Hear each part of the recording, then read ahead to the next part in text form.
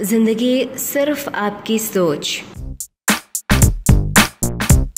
किसी रियासत में एक बहुत अमीर शख्स रहता था। दुनिया की हर आसाइश उसके पास थी। उसका एक ही बेटा था जो तन्हाई पर तैश जिंदगी गुजार रहा था।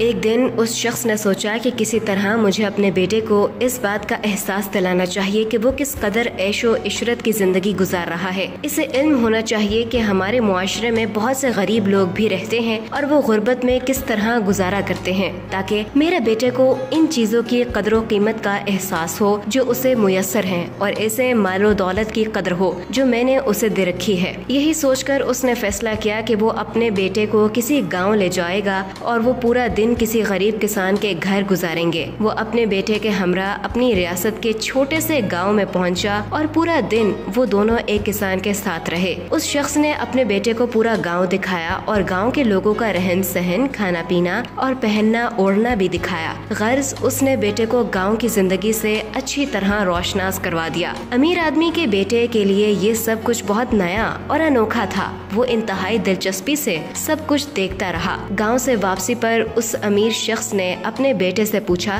बेटा ये पिकनिक कैसी लगी? बहुत अच्छी, बेटे ने जवाब दिया। तुमने देखा कि गरीब लोग किस तरह जिंदगी गुजारते हैं? बाप ने पूछा। जी हाँ, बेटे ने मुअद्दबाना लहजे में जवाब दिया। और इससे तुमने क्या सीखा? बाप ने पूछा। बेटे ने कुछ देर सोचकर जवाब दिया, मैंने देखा कि हमारे पास घर में एक कुत्ता है और उसके पास गांव में 4 कुत्ते हैं। हमारे पास एक स्विमिंग पूल है जो हमारे घर की हदूद में है, जबकि उनके पास दरिया है, नदियां हैं जिनकी कोई हद ही नहीं। हमारे पास कीमती बल्ब और ट्यूब लाइटें हैं जो हमारे घर के बागीचे को रात में रोशन रखती हैं, जबकि वहाँ गांव में गरीब लोगों के सरों पर चमकते दमकते सितारे हैं जो अंधेरा होते ही खुद ब खुद चमकने लगते हैं। हमारे घर का लॉन घर की दीवार के साथ खत्म हो जाता है और उनका लॉन वो जमीन है जो ता हदे निगाह फैली हुई है। बेटे का जवाब सुनकर बाप लाजवाब हो गया। बेटे ने अपनी बात जारी रखते हुए मजीद कहा, बहुत शुक्रिया अब्बाजान कि आपने मुझे बता दिखाया और एहसास दिलाया कि हम किस कदर गरीब हैं। ये एक अफाकी सच है कि सब कुछ सिर्फ हमारे देखने और सोचने के अंदाज पर मुनहसर है। एक मशहूर कहावत है, हम चीजों को वैसे नहीं देखते जैसे वो होती हैं, बल्कि वैसा देखते हैं जैसा हम